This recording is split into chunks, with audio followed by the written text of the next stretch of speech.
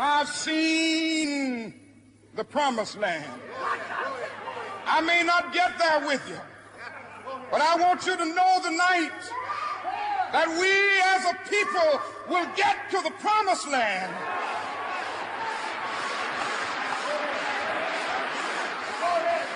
So I'm happy tonight. I'm not worried about anything. I'm not fearing any man. Mine eyes have seen the glory of the coming of the Lord.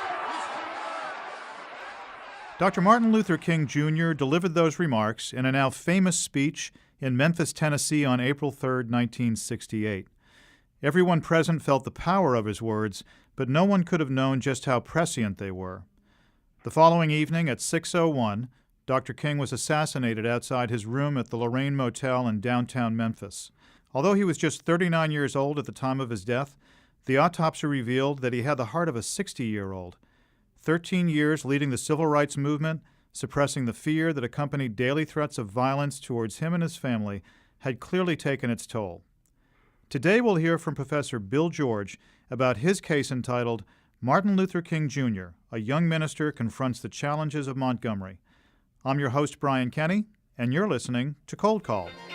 So we are all sitting there in the classroom. The professor walks in and they look up and you know it's coming. Oh, the dreaded cold call. Bill George is an expert on leadership, a topic that he teaches and writes about extensively, including numerous books, articles, and business cases. He's also the former chairman and chief executive author of Medtronic, and he's the author of this really wonderful case that we're going to discuss today. Bill, thanks for joining us. Thank you, Brian. I can't imagine there's anybody listening who isn't familiar with the legacy of Martin Luther King Jr. He's obviously one of the icons of American history and all of the contributions that he made to our country. But I learned a lot from reading the case about his background and kind of what was maybe behind the scenes that people didn't know about him. So I thought it was a really powerful case in that regard. And I would ask you maybe just to set the stage for us, how does the case begin, Bill? Well, the case is set about 12 years before that mountaintop speech that we just heard back in January of 1956. This is about 2 months after the famous incident with Rosa Parks when she refused to move to the back of the bus. And that led to the formation of the Montgomery Improvement Association, where Dr. King was nominated 4 days later as the president. Now, at the time, he was only 26 years old, so a very young man, to say the least. He later turned 27. But he is in a fearful place. He has just gotten a death threat on his phone using the N-word, telling him to get out of town. And he says he gets about 30 or 40 death threats a day in those days. So it was a very, very rough time in Montgomery, Alabama. I went to Georgia Tech in the early 60s, and it was a little bit better by then, and certainly better in Atlanta than it was in Alabama. But a rough time for everyone, and certainly for any African American. Yeah, and so he's turning this invitation over in his mind and thinking about the implications. I'm curious, Bill. You're obviously on the faculty here at Harvard Business School. You've been a business leader. You study business leaders. But what prompted you to write a case about Martin Luther King? Well, at the time, I was introducing my new course, Authentic Leadership Development. And one of the things we talk a lot about are crucibles that people face. And Dr. King at this time was facing perhaps the greatest crucible of his life that set the stage for everything that followed. You know, he actually had no intention of being a civil rights leader. His desire was to be a great minister, and he had been extremely well schooled, certainly for an African American in those days. He'd gone to Morehouse College at the age of 15. By the way, my colleague David Thomas just became the new president of Morehouse.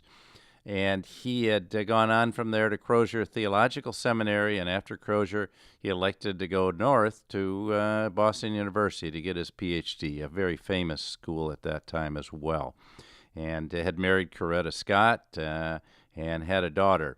But his great goal was to take over Daddy King's church, Ebenezer Baptist Church in Atlanta, and he had no idea of being a civil rights leader. And he got thrust into this. And he said if he had more time to think about it, he would have said, no way I can do this. I'm just a minister. But he got asked to do this. And so at the time of the case, he is fearful, afraid of what's to come.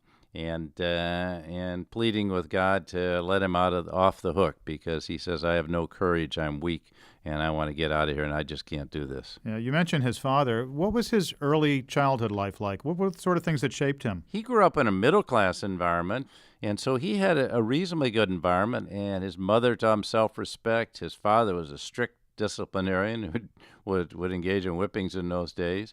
But at age 6, he was playing with a white friend of his, and his parents told him, you can't play with my son ever again. And he said he resolved at that point to hate all white people. Then his parents said, no, you don't understand. You're a Christian, and that's not what Christians do. We love our enemies. We love people, and you must change your point of view. And so that was a very positive environment he grew up in. But meanwhile, around him, there was a tremendous amount of racism. I was really stunned in the case when I read. So you mentioned the fact that he went to college at a young age, but he talks about the fact that when he got there, even though he had graduated from high school where he was only reading at, what was it, an 8th grade level? Yeah, he was reading at the 8th grade level, and but he had some very famous teachers, Dr. Benjamin Mays, Dr. George Kelsey. Mays was then president of Morehouse, but they all became mentors of him, and they were ministers that really encouraged him to serve humanity through the ministry. Yeah, and they also encouraged him to continue his education, which was highly unusual at that time, right? Well, certainly for a minister as well. I mean, if an African-American was fortunate enough to get into medical school or law school, probably in the North, that was one thing. But ministers, and he almost didn't want to go into the ministry because he saw most African-American ministers who were not educated, and he was a real scholar. And his sermons are filled with great depth of biblical knowledge, and he had really become quite famous well before he got to Montgomery for speaking around the country at Baptist churches. Yeah. I think it's also interesting because the case starts to shine a light on the person that was Dr. King and some of his own insecurities. You talk about the fact in the case that when he was in graduate school, he was so concerned about his appearance and how he appeared to people, and he was overdressed and his room was spotless. Can you talk a little bit more about some of the insecurities and the fears that he had that maybe led to his crucible moment? Well, remember, he'd gone from Morehouse, which was a historically black college, to Crozier, which was predominantly white, as was Boston University. There were just a handful of blacks there. And in a sense, he felt he had to do everything perfectly. He had to show up on time. He had to be well prepared. He had to do much better than his fellow white students in order to be accepted. And so he was extremely careful to do those things and not get himself in any kind of trouble or not fall short. And in some ways, I think he felt like he was a role model for other African Americans who might follow in his footsteps. Yeah. And of course, we know he didn't do all of this alone. Coretta Scott King was a hugely important influence on him. What made them such a good team? And I wonder, could he have been as successful without somebody like Coretta Scott King kind of pushing him from behind? I think perhaps not. She was a great partner for Dr. King.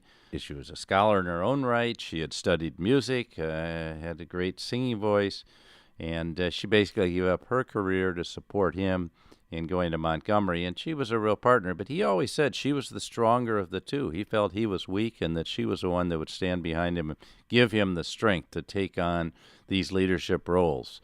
And the crucible we speak of here, Brian, is really a turning point in his life, which he had to make the call. Did he stay in the ministry as a minister in churches, or did he use his ministry as a calling to help African Americans and attack the problem of racism?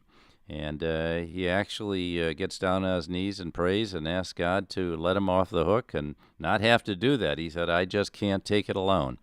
And I think he knew he needed the support from above as well as from his wife, Coretta, to go forward into this very troubled environment and, frankly, very violent environment. Yeah. Now, is that, in your experience, having talked and worked with leaders of all kinds, I mean, how common is that? My guess is that most leaders aren't able to do it alone, and they need somebody to help them, and they need to be willing to accept help from other people. Exactly. And particularly, a lot of people try to act like they can do everything themselves, but they need help. And the higher up you go in leadership, the lonelier it gets. The fewer people you can talk to, the fewer people you can look to for support, and you need that support team around you. But I found, Brian, that almost every great leader goes through these crucible moments, like Nelson Mandela did. Even Jim Burke in Tylenol the second time around was very fearful. And you don't know what's happening, and you need people around you to support you and be there for you. And in order to give you the courage to step up, perhaps not be shot at like Dr. King was, or put in jail for 27 years like Mandela was, but certainly to be attacked and criticized from all sides. And that takes enormous courage, which really is a distinguishing characteristic, I think, great leaders like Dr. King. Well, yeah, and even in the excerpt that we hear at the opening of the podcast here, he was very fearful right up until literally hours before he was assassinated, but he was able to overcome those fears and kind of push forward and I guess compartmentalize that kind of thing. You know, as we look around the world today, Bill, I'm wondering, are there people or individuals that you can think about who are able to step up and play that kind of a role? Well, in the business community today, we have leaders with enormous courage. And as you know, we have a very powerful president of the United States, and we have people that are willing to stand up to him and do the right thing by their companies. I'm thinking of something like Mary Barra at General Motors, and where they've said you can't have a supply chain that goes around the world. Well, she's plunging full speed ahead and doing just that. In the UK, Paul Pullman, the CEO of Unilever, was attacked by the Brazilian firm 3G, tried to take him over.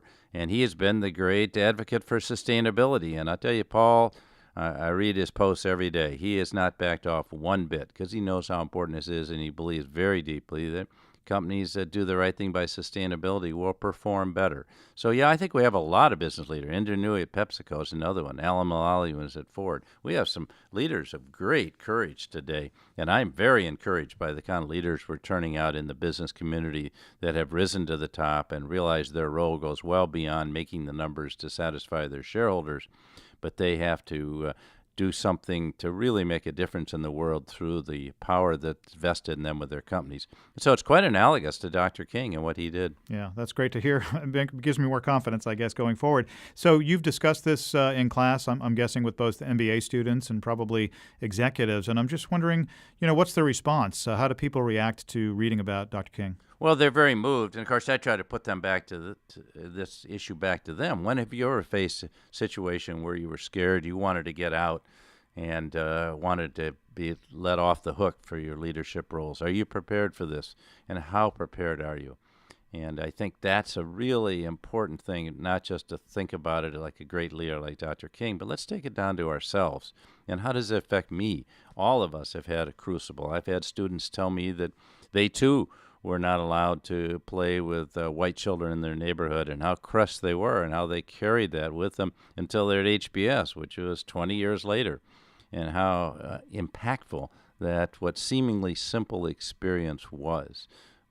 And so these things are very formative in people's lives, and I think it's important that our students at HBS and other people studying business get prepared when they do have to step up to the big one, because if they aren't prepared for the ones that come earlier in life, they will not be prepared when they get the really big challenge. Yeah, really, really great lessons, Bill, and a terrific case.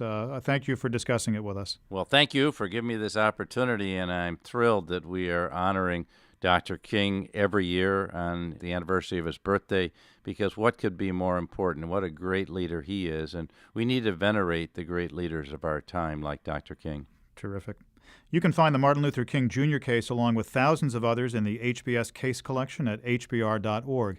I'm your host, Brian Kenny, and you've been listening to Cold Call, the official podcast of Harvard Business School.